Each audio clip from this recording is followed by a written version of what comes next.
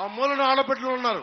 మీకేం కావాలని ఉంది, ఇక్కడే ఉండిపోవాలనుకుంటున్నారా, భవిష్యత్తులో ఏమవ్వాలని దానికి తగ్గట్టుగా ప్రధానమంత్రి గారి నేతృత్వంలో స్కిల్ డెవలప్మెంట్ కార్యక్రమాలు, ప్రోగ్రామ్స్ ముందుకు తీసుకెళ్తాం.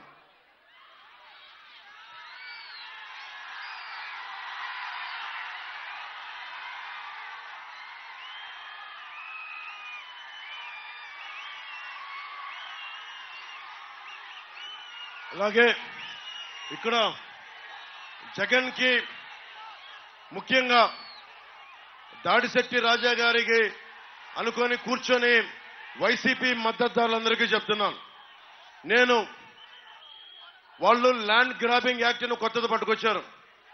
మేము ఊరికి దాన్ని ముసాయిదా అని చెప్పి ఈ రోజున కేవలం మనకు అభిప్రాయం తీసుకుంటున్నామని చెప్పి మనకి ల్యాండ్ యాక్ట్ ని కాస్త ల్యాండ్ టైటిలింగ్ యాక్ట్ ని కాస్త ఈ రోజున ల్యాండ్ గ్రాబింగ్ యాక్ట్ 25,000 కోట్లు మన పక్కనున్న వైజాగ్ లో దాదాపు సర్క్యూట్ హౌస్ సహా 25,000 కోట్ల రూపాయలని తాకట్టు పెట్టాడు. అలాంటి వ్యక్తి సొంత చెల్లికి ఆస్తులు పాస్తులు ఇవ్వలేదు, తల్లికి మర్యాద ఇవ్వడం, 30,000 మంది ఆడబిడ్డలు వెళ్ళిపోతే మాట్లాడడం.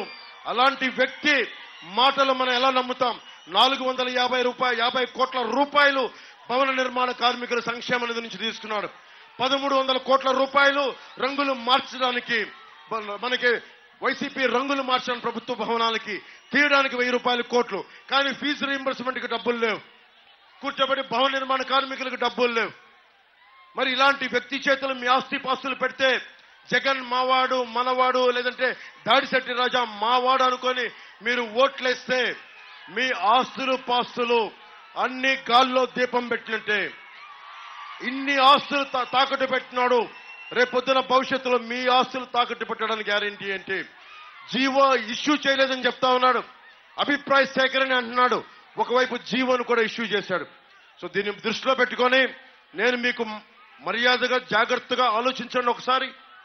ఇది ప్రభుత్వానికి మీరు ముఖ్యంగా వైసీపీ మద్దతుదారులు చెప్తా ఉన్నాం, మీరు ఆలోచించుకొని ఓటేయండి. ప్రభుత్వం ఎలాగో మారిపోతుంది, కానీ వైసీపీ మద్దతుదారులు మీరు ఆలోచించుకోండి. భవిష్యత్తు మీది, ఆస్తిపాస్తులు మీవి, మావి కావు.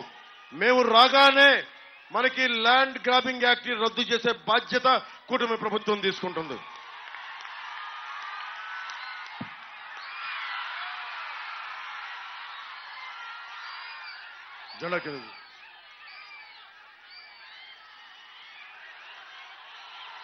మనకి సరిగ్గా వారం రోజులు టైం ఉంది.